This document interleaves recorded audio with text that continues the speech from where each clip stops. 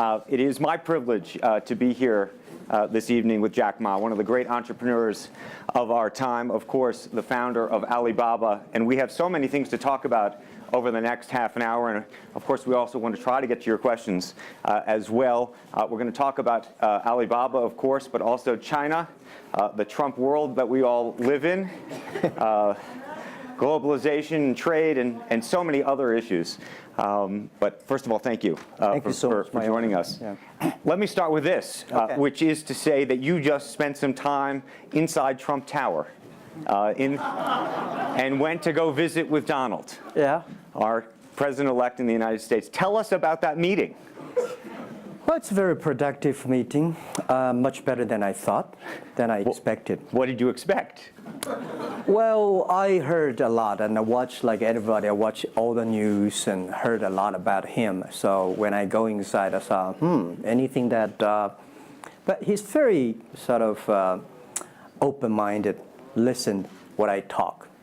So I think I'm very happy about results. And finally, when he said, he said, Jack, let me walk you down. So it seems he's very happy about the results we had. Can I ask, how does a meeting like that happen? Do you call him? Does he call you? Well, how does this take place? Well, that's the question I'm asking myself. Because someday I got some requests from people say, Jack, do you want a meeting the president-elect? I say, is that true or not? Because I'm not ready for that. Because I don't know what to talk about. And then a few days later, I got another request. I got several requests, and then I saw one email with a friend, and it's very sort of specific. I thought about it. I think, yes, maybe I should go and have a talk. And at least I think President-elect Donald Trump would be happy to hear what I want to talk about. So I went. And what did you tell him?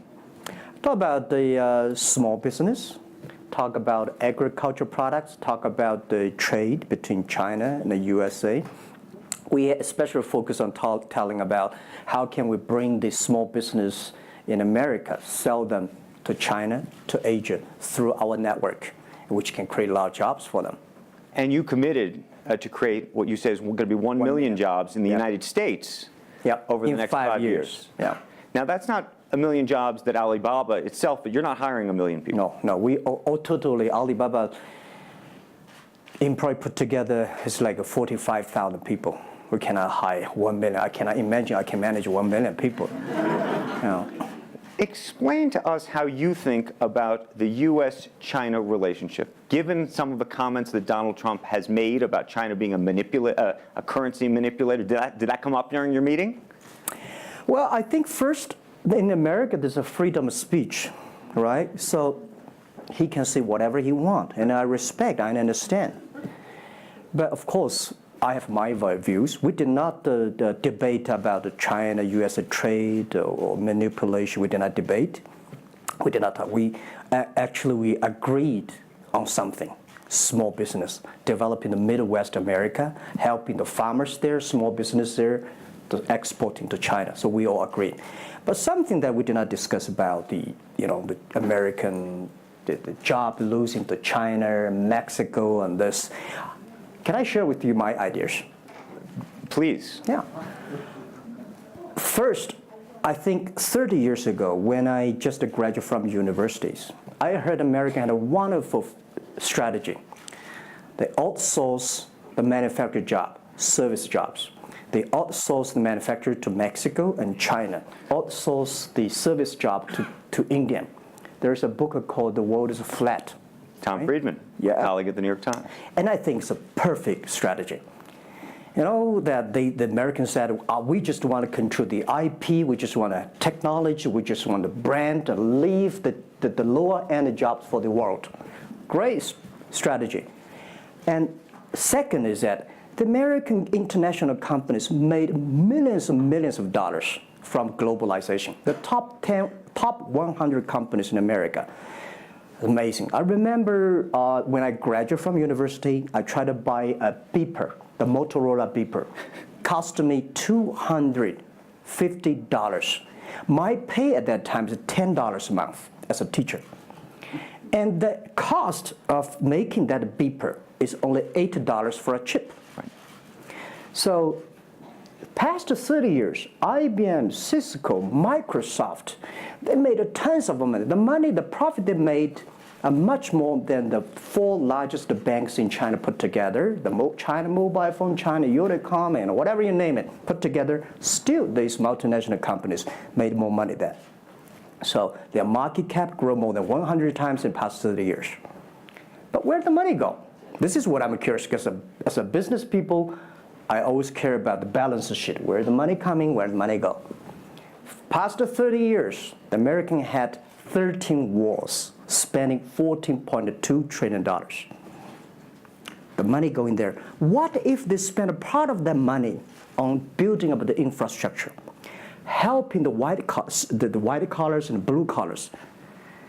No matter how strategy good it is, you're supposed to spend money on your own people, right? Not everybody can pass Harvard. Like me, they're not good at education, right? We should spend money on those people who are not good at schooling. And the other money, which I'm curious about, is that when I was young, I heard America is about Ford and Boeing, those big manufacturing companies. Last 10, 20 years, I heard about is Silicon Valley and Wall Street. The money go to the Wall Street. And what happened? Year 2008.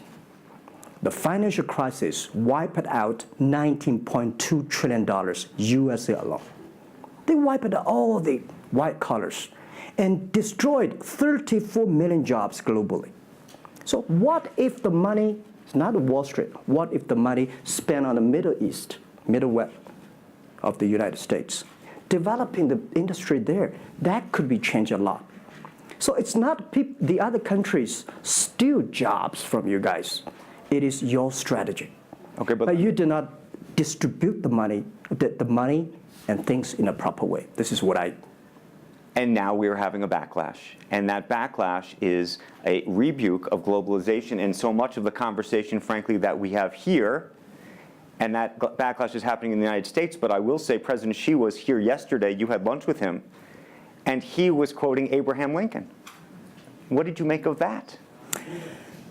Well, I would say that globalization is a great stuff. It's the USA, it's developed countries to teach us how to do globalization. I remember 2002 or 1 before China joined the WTO, everybody in China was worried. Me, I was worried. Because what if all the international products come to China, destroy our industry, and we have to lose a job? So convince China, after 20 years, then you guys are say, this is a terrible thing. I believe globalization is good, but globalization needs to be improved. This is Donald Trump, president-elect, want to solve it, the problems. That globalization, I think, should be inclusive globalization. In the past 30 years, the globalization was controlled by 60,000 big companies. 100 years ago, globalization was controlled by several kings and emperors.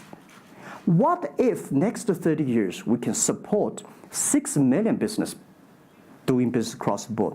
What if in next 30 years we can help support 20 million small business can do business across the board? So this is something which I believe globalization should be inclusive. And do you think that the words of President Xi will happen in reality, which is to say that China has largely acted on its own behalf for many, many years, and now is effectively saying that the U.S. needs to continue acting on everybody else's behalf? Yeah, I think, the world needs some, Mr. Xi yesterday said, it's a wonderful time, it's a best time, or the worst time. The world needs a new leadership, but the new leadership is about working together. This is what I understand. We do not necessarily need one specific leader to teach us what to do, what not to do. But the world have to partner together.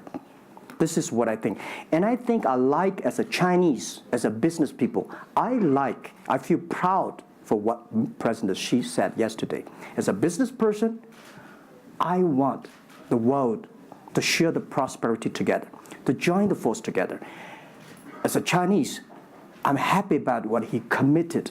Yesterday he said, he speaks like us, takes the responsibility of the second largest economy. As the China's second largest economy, he has to take some responsibility. This is the first time I heard a Chinese leader make number commitment. He said, next 10 years, we are going to import $8 trillion US. This make me feel excited because China is transforming from exporting to importing. If there's a concrete number, if we can fulfill it, this is going to be huge change to the China and to the world. But don't you think that it's easier today for China to be interested in globalization because of the benefits that can accrue to China because you're continuing to develop than it is for countries that are, quote unquote, developed? Well, first, the WTO rule is not designed by China. It's not made by China. I will say there's something that I want to change. The WTO is designed, a lot of rules designed for big companies in the past 30 years, and only big companies can do it. And China definitely benefit a lot from opening. I think China should learn one thing, that we grow in the past 30 years. It's because we open to the world. If we continue to open to the world... Not fully. Okay. An American business that wants to effectively go into business in China has a very difficult time, has to partner effectively with a company that's there already. This is why I said China has problems too. The world has problems. And China definitely has a lot of problems. China should open, should be more confidence. This is what I feel yesterday. I feel the confidence of Mr. Xi that he is ready to open more to the world. This is what I suggest, that we should solve the problem by business community, right, by negotiation. WTO, China joined WTO for 20 years or 70 years. I don't know the number. But the past 2 years, that I think we as a business, we as a country, we as the world, we have to review something. Right. But not because unbalanced things, we stop it. You've been calling for something called EWTP. Yeah. What is that? This is what I would talk about, is that the WTO was great, but they mainly designed for developed countries, big companies. There's no opportunity for small business. We want to build up an EW, Electronic World Trade Platform, to support young people, small business, thanks through mobile phones, internet, they can sell and buy across the board. And the other thing is that WTO is a very interesting organization. When you put the Doha round, when you put 200 government officers in one room, ask them to agree on something, it's impossible. I can never imagine that they can agree on something together. Business should be designed by business people. So we believe EWTP should be something that the business people sit down together, agree on something, negotiate on something, and get endorsement from the government. I want to talk a little bit about Alibaba and the model itself, because I think for many in the West, if you will, they don't necessarily understand it. And to the extent that the extent that I could try to compare it to Amazon, which I know you think is an unfair comparison, one of the things that's so fascinating to me is that Amazon and Jeff Bezos have pursued what might be described as a very asset-heavy business model. They're buying airplanes. They want to own the entire supply chain from beginning to end. And Alibaba has effectively an asset-light business. It is very much, in terms of the retail piece of this, the opposite. You don't want to own the warehouses. You don't want to own the logistics companies. How do you think about that? Is Jeff Bezos right, or are you right? And is there going to be a meeting in the middle?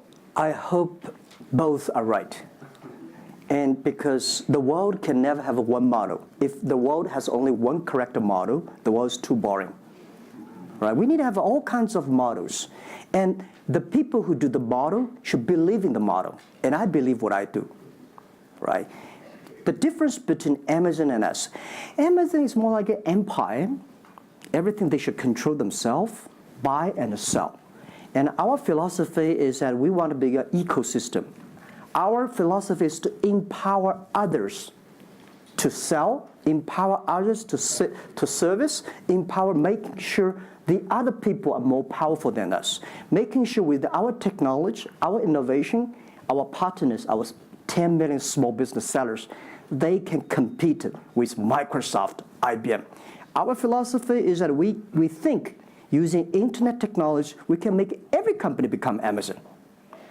Remember one thing, today for our sales, our GMV last year is more than 550 billion US dollars.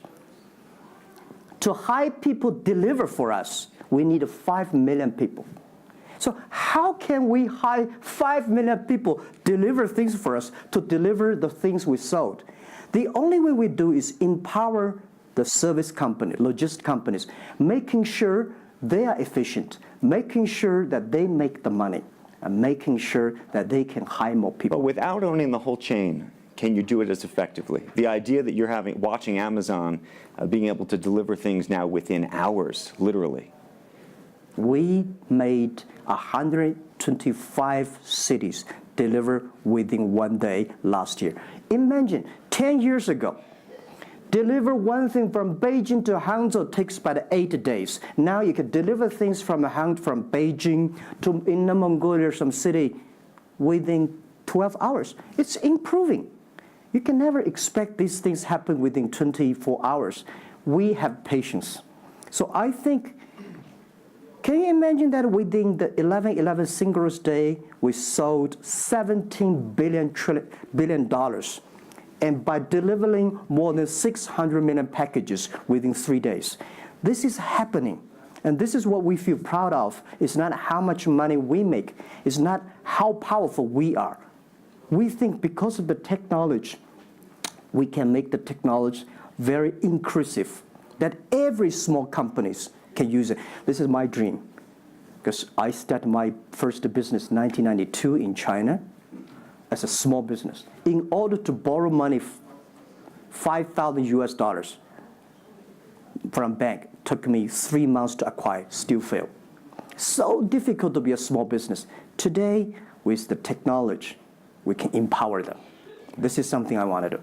One of the critiques, as you know, and it continues to linger around Alibaba, is the piracy issue. There's an IP issue, and it's an issue all over China, but you take the brunt of a lot of it. Yeah. How much progress have you made in your mind, and how do you think about some of the regulatory bodies in other countries, including the US, that continue to criticize Alibaba for these issues? First, when we start do this business, as a business like this size, you have to take all the criticism. You have to listen what is right, what is wrong.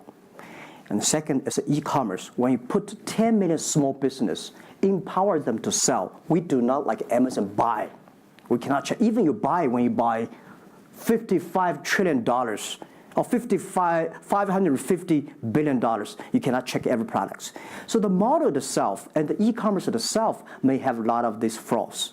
And third, I would say in the past 17 years, we are the leader of this anti-privacy issues, the IP, protect the IP. But the second, we are internet companies. We do not have the law enforcement. We find this guy is selling product, cheap, fake products. We delete them. We cannot arrest them. But we made huge progress. Last year alone, we put 400 people into jails. We deleted 370 million fake products listing on our site. I would say we are the leaders, and we are using the big data to check who's buying, who's manufacturing, who's selling, what is the address. So now I'm happy about the whole world, especially China, all the government organization, start to realize the issues. So I would tell you, good thing is that today, when you go to those criminal group, which I call them criminals, those fake products, manufacturers, sellers. You've praised the quality, though, of some of these.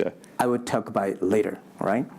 Those criminals said they can go anywhere but not Taobao and Tmall, because using our data, we trace where they are, who they are, what's the address, what the amount. and we will deliver this to the police station and working with them to arrest them. The quality issues is something I want to share with people. It's not about praising the fake products. I want to say that for so many years, those branded companies, you have to be very careful because the fake products, their quality improving is scary. That is the difference between us. Because when you find the guys, the thing that people said, this is fake.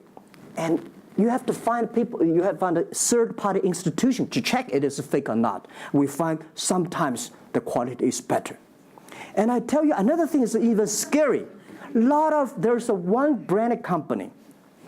He said, we are selling fake products. We check everything, there's nothing wrong. So we say, what is wrong? So we buy the products from his flag shop and deliver to them. They say, it's a fake.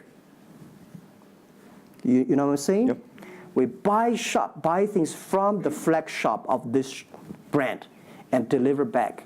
It's the fake products, they say. So it's a bit confusing. Right. This is fighting against the fake products. Is a war against the human greediness. It's not easy. You cannot finish it, but you have to continue to fight. And I want to say we put 2,000 people, 1 billion RMB every year fighting against that. It can never finish the war within 2 years. But I'm happy.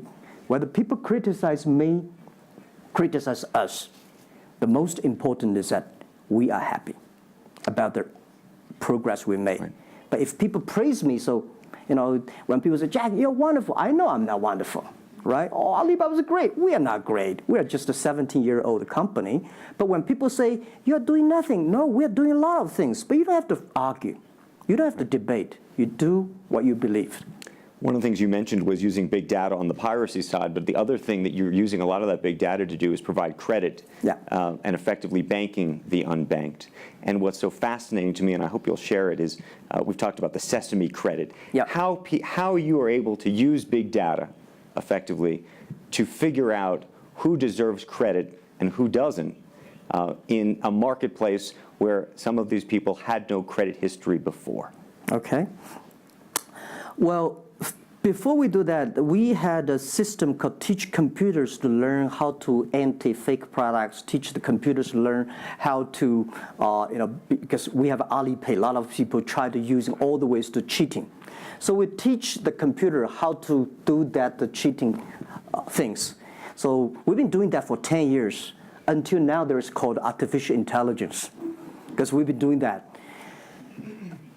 We are a data company. 8 years ago, we said to ourselves, Alibaba should not be an e-commerce company. We should be a data company because we have the data from consumers, we have data from the manufacturer, we have data from the logistic company and transactions. But we think how we can make a data really beneficiary to the society. What China needs is that we have a lot of great people. All the small business, they are very credible, but we don't have a credit system for them. So how can we use a credit rating system based on the data we have to giving everybody a Sesame rating system? That is so powerful in the past 4 years because every individual, every small business, if they have been using our services, we give them a rating system. So we're giving loans in the past 5 years. We're giving 5 million business loans. They only borrow $5,000. 3 minutes, we can decide whether we should give you money, how much you want to give. Within 1 second, the money will be in your account. And 0 people touch, so we call it 310. And even today, the Sesame rating system become people dating. The mother-in-law want to say, hey, you want to dating with my daughter? Show me your rating system of the Sesame card. So it's so funny. We go to people want to rent a car, people want to rent a bicycle. They will say, show me your Sesame cards. Good. Because if they do not pay back, if they do not fulfill, the rating system is going to low down and they can never rent a house. This is what we want to build up, the system. That if you sell or buy fake products, the Sesame cards will show. I'm going to open up to questions, but a final one from me. There's been a lot of speculation that you're going to get into the business of Hollywood. Your name has appeared, Alibaba Group, at the beginning of a couple of big films recently. What is the ambition for Alibaba in the entertainment world? The beginning was like this. Several years, every 5 years, we have a review for our strategy. Now, our strategy is always look at the 30 years and 10 years. And every strategic decisions we make, we have to ask one question. Is this decision we made solve society problem? Because we believe the bigger social problem you solve, the more successful you are. So if we do this cannot solve any social problems, we don't do it. Second, is this project is going to be successful in 10 years? If it's going to be successful in 10 years, let's do it. If it's going to be successful in 1 year or 1 month, now more I would say, forget about it. Because why you can be successful in 1 year or 1 month? So we all have to put parallel. And 5 years ago, we had a big debate about 10 years later, 20 years, what are the things that China society and the world want? So we say happiness and health. 2H strategy. So happiness and health. We believe Hollywood, the movie industry, bring people happy. Because today, nobody's happy. Rich people not happy, poor people not happy, At least when I watch a movie, I feel happy about it, right? So I think we should partner with the Hollywood, especially like a lot of, we have a different way of living. In China, the movie, we have a lot of heroes. But China movies, heroes always dead. The American movie hero never die. If all the heroes die, who want to be the hero? So my movie, I want to make the hero live. Right, so this is, I think we should learn a lot. And it's only about 2 years, so we have another 8 years to go. I want to make our company that it's not e-commerce. It's something that giving people inspirations. Giving people, because I learn a lot. For example, I always say that my favorite movie, Forrest Gump. Life's tough. This is I learned, and that inspired me. That is why when people call me crazy, stupid in the past 70 years, you're crazy, you're doing something never work. You're stupid, how can you do that model? Amazon this model, eBay this model, why Alibaba this model? I told myself, Forrest Gump said, go ahead. Never care about what the other people. And the other thing, Forrest Gump said, nobody make money out of the catching whales. People make money by catching shrimps. So we serve small business. Fair enough. Jack Ma, we should probably end it there because we're going to run out of time, but I thank you. Thank you so much for the conversation. I promised we'd sneak in a question or two when we literally have 2 minutes, and they're going to get upset with me. If you have a question, and we're going to, I got to beg you to do it within literally, a second. So go for it right there. Okay, I'm not going to say that China and US is going to have a trade war, but if the Trump administration get tougher on China in terms of trade agreement, is that going to hurt Alibaba? Well, I don't think so. I think China and the US should never have a trade war. We'll never have a trade war. And I think we should give President-elect Donald Trump some time. And he's open-minded. He's listening. And I think the war, it's so easy to launch a war. But it's so difficult, almost impossible sometimes to terminate a war. Iraq war, Afghanistan war, is that finished? No. Trade war. I believe one thing. When trade stops, the war starts. Trade is something that people start to communicate. Trade is something people exchange culture and value. And I will be happy if China and USA agree on something and Alibaba business model destroyed. I would destroy Alibaba model by stopping the war between. Because how can you imagine the first largest economy of the world, second largest economy of the world, have a trade war? It's going to be a disaster for two countries and for the world. If anybody can do something to stop it, do anything to stop it. Did you have a reaction to Trump and the situation with Taiwan and how he's thinking about that? Well, Taiwan, I think this is not something about government. This is not something about business. This is something about people. If the Taiwan issue is the population, if you do Taiwan issue is like against 1.4 billion people. So this is another issue. So we're talking about trade, we're not talking about Taiwan. Very politic. Let's take one final question if we can. I think we can steal one more in. Yes, sir, right there. I'm not a politician. I try to This speak is like me, this. a credit store. How do you assure you are not messing up with people's life and you are not dictating the whole, credit kingdom or the system? Because now you are the decision makers, you are the rule makers. Okay. First, I'm not sure. People say, oh, this is uncertain world. Every day is uncertain. The only certain day was yesterday. I'm not sure about that in the future I would dictate, I would be stupid. That's why I should retire early when I'm young. That is why I have a lot of things that I dream I want to do. I want to do philanthropy, I want to be a teacher, I want to go back to school, I want to do the environment. And the world is so wonderful. Why should I be the CEO of Alibaba all the time? I'm coming to this world not to work. I want to come to this world to enjoy my life. I don't want to die in my office. I want to die on the beaches. It's a wonderful message. Jack Ma, thank you for the conversation. Well, can I say one last thing? Yes, please, please. I just want to give my last advice to any people here that every government should pay attention to in the next 30 years are critical for the world. Every revolution, technology revolution takes about 50 years. The first 20 years, technology company. Next 30 years, the implication of the technology. Focus on next 30 years.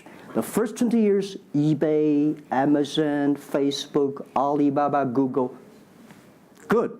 The most important is that make the technology inclusive, make the world change. This is 30 years. Next, pay attention to those people who are 30 years old, because those are internet generation. They will change the world. They are the builder of the world. Third, that let's pay attention to the company who have fewer than 30 employees. So 30 years and 30 years old and 30 employees. That can make the world much better. Jack Ma, thank you very, very much. Thank you. Thank you. Thank you. Really appreciate it. Thank you. Thank you.